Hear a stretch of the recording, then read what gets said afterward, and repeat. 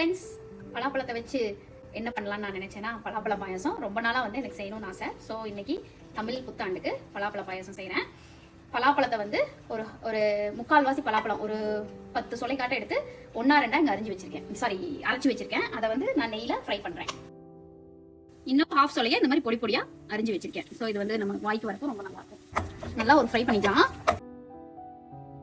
பலாப்பழம் நல்லா வேகணும். அதுக்கு நான் கொஞ்சம் தண்ணி ஊற்றிக்கிறேன். தண்ணி ஊற்றி பலாப்பழத்தை வேக விட்டுடலாம். இது கூடவே வந்து டின் தேங்காய் பால், 2ஆம் தேங்காய் பால் கொஞ்சம் ஆட் பண்ணிக்கலாம். நல்லா கலந்து விட்டு வேக வச்சுக்கலாம். பாருங்க, பலாப்பழம் இப்போ சூப்பராக வெந்துருச்சு. நல்லா வெந்துருச்சு. இப்போ பார்த்தீங்கன்னா 1 கப் வெல்லத்தை வந்து நான் கரைச்சி வடித்து சேர்த்துக்கிறேன். உங்களுக்கு ஸ்வீட் தேவைப்படுற அளவு நீங்கள் சேர்த்துக்கோங்க. அவனி கிரெயின்ஸோட வெல்லம் தான் யூஸ் பண்ணுறேன். ஒரு பாயில் வரட்டும். வெல்லம் ஊற்றுனதுக்கப்புறம் நல்லா கொதிச்சு நல்லா வெந்து வந்துருச்சு. இப்போ கொஞ்சம் ஏலக்காய் தூள் சேர்த்துக்கலாம். வறுத்து வச்சிருக்கேன் முந்திரி திராட்சையை சேர்த்துக்கலாம். முதல் தேங்காய் பால், திக் தேங்காய் பால் சேர்த்து ஃபினிஷ் பண்ணிடலாம். முதல் தேங்காய் பால் சேர்த்துட்டு ஒரு கொதி விட்டீங்கன்னா அருமையான பலாப்பழ பாயாசம் தயார். பாருங்க, அருமையா கொதிச்சு அருமையா ரெடி ஆயிடுச்சு. பலாப்பழ பாயாசம் இப்போ தயார்.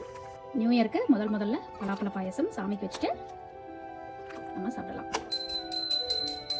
ரொம்ப நாளாக என் விஷ் இருந்து செஞ்சிருக்கேன். எப்படி இருக்குன்னு பார்க்கலாமா?